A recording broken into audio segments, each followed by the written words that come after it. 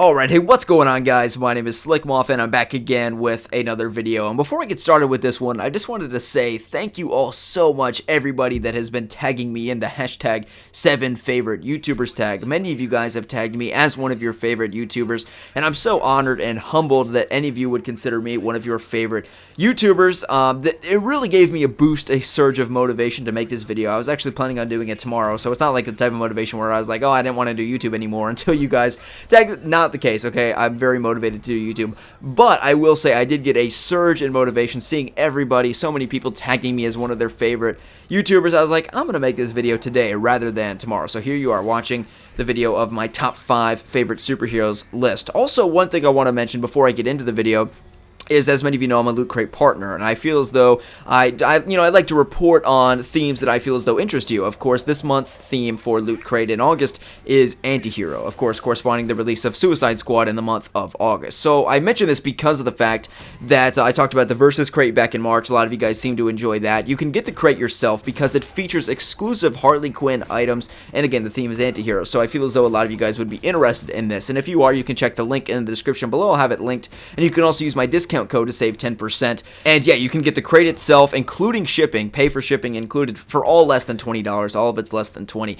as long as you don't live in, Nicaragua or something like this where shipping might be more expensive. I don't know, but for most of you, it's going to be under $20 to include the shipping in there, and you can check that link in the description below if you're interested in getting the Antihero crate. I know I'm really excited to get in. I'll be doing an unboxing. If you guys decide not to, no big deal. Okay, so let's talk about my top 5 favorite superheroes. Again, this is a video that a lot of you guys have This is a video that a lot of you guys have requested me to do over the months and maybe even years, I don't know, and is one that I've really wanted to do and am pretty excited to do. Of course, my t-shirt sort of gives away one. You might be able to see it. And also, by the way, I got these awesome new headphones. You can maybe see there's Wonder Woman, there's Batgirl. I'll actually just take my headphones off. So I've got Wonder Woman, Batgirl. I've also got Batman right here on one of my ear cups. I thought that was pretty cool. I could customize it. It was like $30 for all 3 of them, so I felt it was worth it. I don't have Batman on right now because you can see that there's a hole right there for the microphone, and I don't have my microphone on right now. So yeah, I'm rocking Wonder Woman and Batgirl.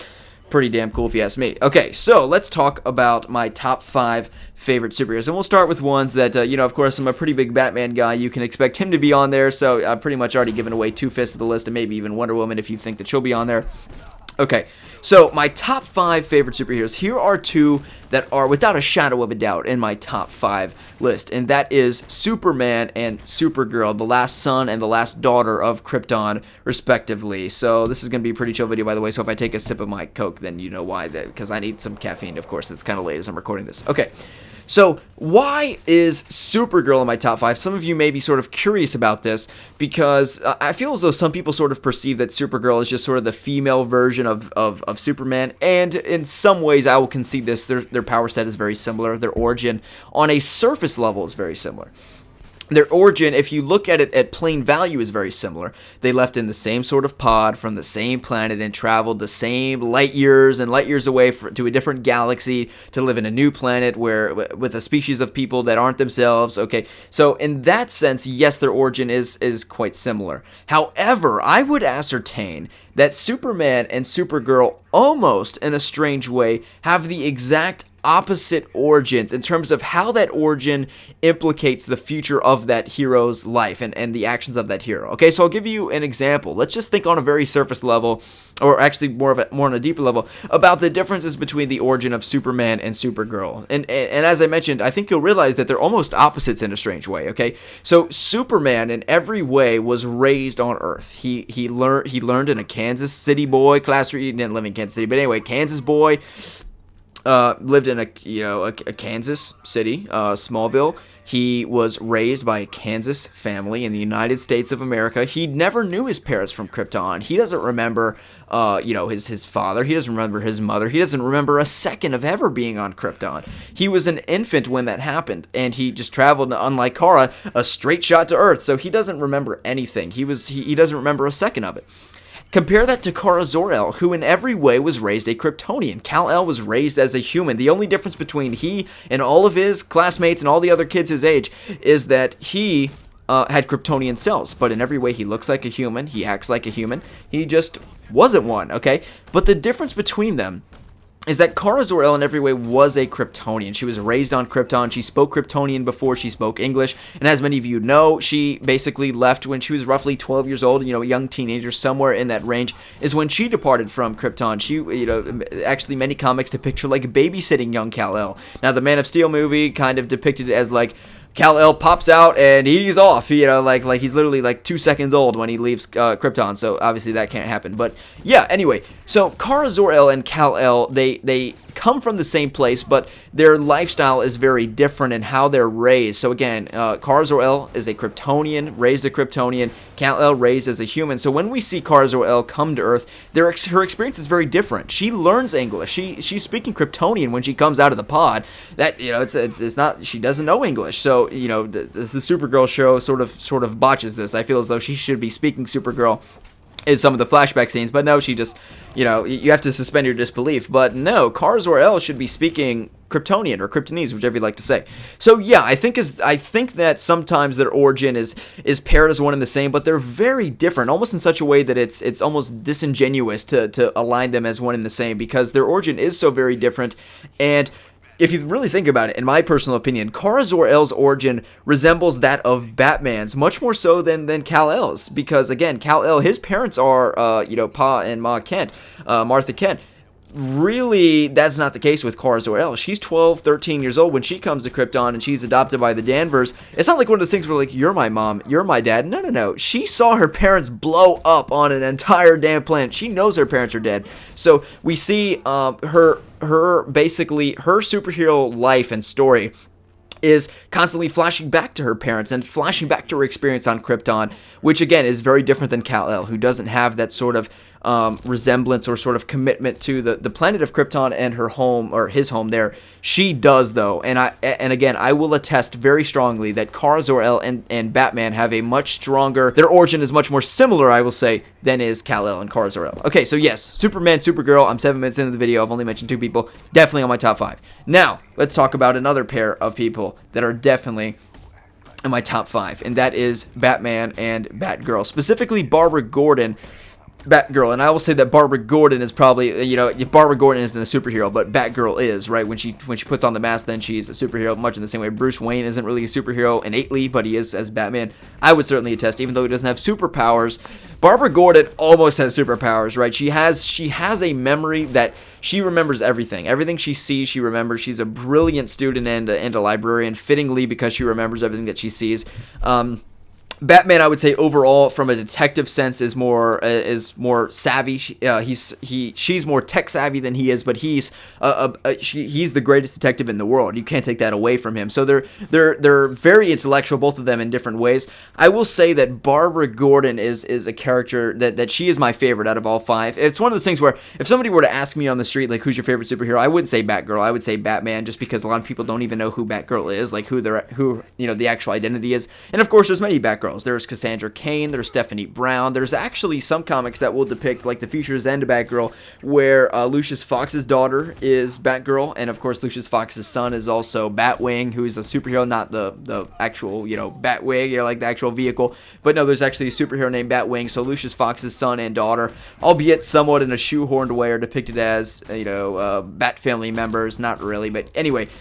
So yes, many people embody the mask and the cape and cowl of Batgirl, but I feel as though Barbara Gordon does it the best. She has sort of the deepest character arc, and she's a character that I really appreciate because she is, by definition, a trooper. Despite the obstacles that she overcomes, she is the most committed Bat family member. She is the most committed to fighting crime, even though she doesn't necessarily have this sort of reason to do so, like Batman's origin, I will say, where he, of course, his parents were killed by a criminal. Even to a lesser degree, Jason Todd, who grew up amidst criminals and knows how terrible they are and wants to kill them all. That's sort of his arc.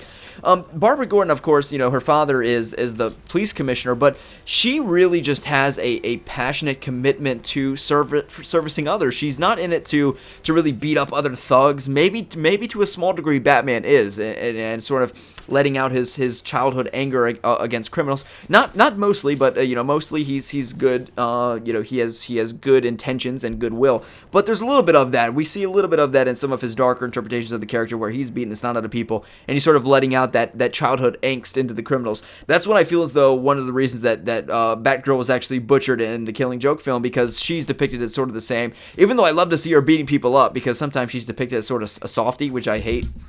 But we see that, Batgirl, even amidst being shot, and many people would just hang it up right there, she goes on to be Oracle. And then in the New 52, she basically gets a surgery that allows her to become Batgirl again. Now, who would become Batgirl again after the pretty horrible experience she had being Batgirl? And that's one of the things that I really love about the character, is that she is frequently depicted as not necessarily the best Batgirl. She's no Batman, not even close to it. She's not even a Dick Grayson quality fighter. She's a good fighter. She's not an expert fighter. Nowhere near Nightwing, nowhere near Tim Drake Robin, even to a lesser degree Jason Todd, and certainly nowhere near Batman. She uses her intellect, yes, but she's not as effective as Batman or these other Bat family members, okay? And it's very unapologetic in portraying so. Again, she's a good fighter. I don't want to discredit her, okay? Don't want to discredit you, Babs, but she's simply she's just mediocre as Batgirl, to be honest with you. She's honestly much better as Oracle. She has a bigger influence on the DC universe, but I love her so much as Batgirl. And that's what I love to see about her, is that even amidst the obstacles and the terrible things that happens to her, where most people would give up, she keeps going. So she becomes Batgirl at first because she just has a passionate commitment to the people of Gotham and fighting crime and wrong and evil in the world, that sort of thing. And then she gets crippled, and then she comes back as Oracle, and then she comes back as Batgirl again and does it all over again. So, that's a really remarkable character arc, okay? And certainly it's extended through multiple universes and continuities, but you get the point. She's a hardened soul. She doesn't give up. And much like Batman, a little bit less than Batman, because Batman, we see him sort of hang up the cape and cowl from time to time, and Batgirl indeed does before she gets shot by the Joker, but only a few weeks before.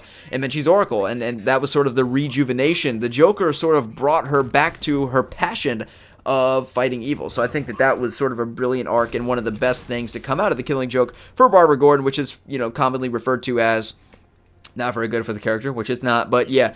So Barbara Gordon, absolutely love that character. Also, of course, in my top 5, we gotta have Batman. Batman to me is just, I don't really need to explain why he's in the top 5. He's just a very special character. I feel as though everybody can relate in some way or form to having a traumatic event in their life. I can't really say that I've had, I've never had a family member die, really, or a parent die, heaven forbid that's to happen. But I feel as though definitely everybody can relate to or can sort of empathize with the character, and we see some of the things that he does, and sometimes we perceive it as brutal or overly kind of over the top. But I think is at the same point we empathize with the character, and is done in such a brilliant way. And I love how the origin of the character is the integral driving force of the character. That's not necessarily the case for other superheroes. It is actually with Kal-El and Kara Zor-El, who I mentioned on my top 5, but not with Barbara Gordon. You don't hear about Batgirl's origin. Okay, it's not really that important to the character. The origin of Batman is crucial to the character, and that's why I feel as though I watched this video from IGN that was critiquing Telltale Batman Episode 1 for sort of over-referencing the origin of Batman, of course, the crime alley scene, or the fact that his parents died. But in an unprecedented way, Batman's origin is such an integral part of the character, of why he does what he does, and why he is who he is, whether it be at age 20 or at age 80. It's just such an integral part of the character, you can't even conceive of it otherwise.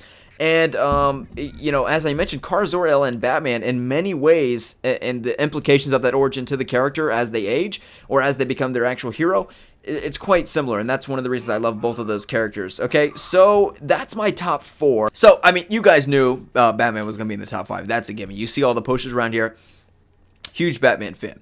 So, I've got Superman, I've got Batman, I've got Batgirl, I've got Supergirl, and I was sort of thinking about this, and who really is my 5th? Of course, I have a lot of favorite superheroes, but condensing it into a top 5, I don't really think about it. I think about my top 3, which is Batman, Batgirl, and Superman are my top 3. I don't really think much below that. So thinking about my 5th, 6th, 7th, 8th, like in order, like we're trying to go in order, I was kind of dumbfounded by it a little. But I gotta say that I think that Wonder Woman is in my 5th spot. I thought about this for a lot. I sort of muddled with The Flash. I thought a little bit about Nightwing sort of being in there. I couldn't really decide, but I will just go ahead and decide on Wonder Woman. And, you know, this is a character that is so iconic, she needs not explanation, but also she sort of does, because so few people know her origin, and of course, I mean, even the folks at DC Comics don't really know it. That's the whole point of Greg Rucka's run right now in Rebirth, to sort of clear up the continuity. Of course, sometimes she's conceived, and in the Wonder Woman film, she's basically held up to the sky, and Zeus strikes life into her, and she's sort of made out of clay, is the whole idea. Sometimes she's depicted as basically just the daughter of two Greek gods. She has a few different origins, but she, of course, is just an iconic DC character, the most iconic female character in entertainment history, not just superhero history. And she's just a sort of impeccable morality we see out of her. She is consistently promoting less so justice, and that's one of the things that you see consistently about the character. Is we see justice, a big part of Superman and also Batman. Vengeful justice, but still justice, with Batman and also Superman.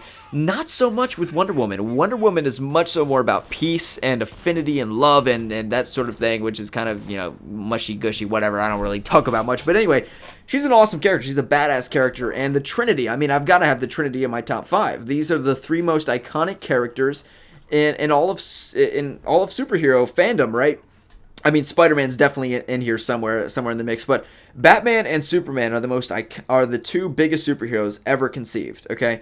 And, you know, maybe Spider-Man I would be at number 3 in terms of, you know, objectively the biggest ever. And then 4 right behind there is Wonder Woman.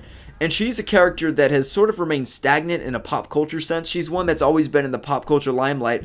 But I really feel that the Wonder Woman film is going to propel her up to the level of Batman and Superman from a pop culture sense, and also from, to get male you know, fans, you know, behind the character. Not that they dislike Wonder Woman, I just don't think that they're like, yeah, Wonder Woman, hell yeah, I'm going to buy a Wonder Woman shirt or anything like that. And I definitely feel that the Wonder Woman film is going to change that, and it is my most anticipated upcoming DCEU film. Granted, Justice League I'm really excited for. Excuse me, sorry, I'm just going to keep going. But I do feel as though that Justice League is going to be maybe a little bit of a rehash in some ways of what we saw with Jeff Johns, you know, New 52 Justice League, with the sort of the tease of Darkseid and Justice League Part 1. I sort of can kind of feel how the movie's general direction, whereas Wonder Woman, you know, I guess I could say to a degree as well, but I really, really can't wait to see how she's reimagined in the film, and that is my most anticipated upcoming DCEU film.